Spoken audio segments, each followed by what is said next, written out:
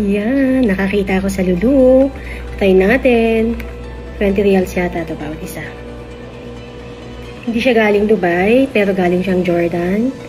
Pero at least, diba, kunapa pistachio. Kasi nagpapahanap yung anak ko. Kasi magpapakargo ako sa kanya. At least nakakita ko. Try natin kung masarap. Makapal siya.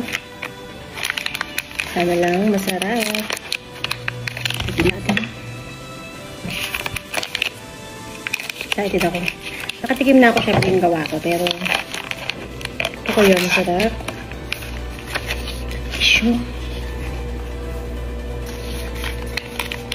Ito yung sura na sa loob. Lambot. Wala siya yung mga kulay-kulay, pero mukha namang masarap. Sarap. Mukhang tsura pa lang. Masarap na.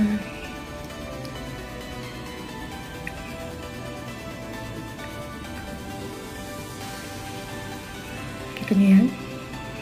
Wow! Ayan, tikiman tayo na.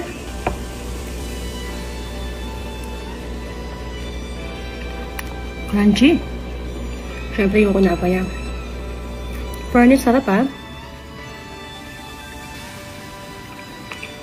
Buti ng trail na nakita ko. Sa Lulu. 20 reals. Pwede na.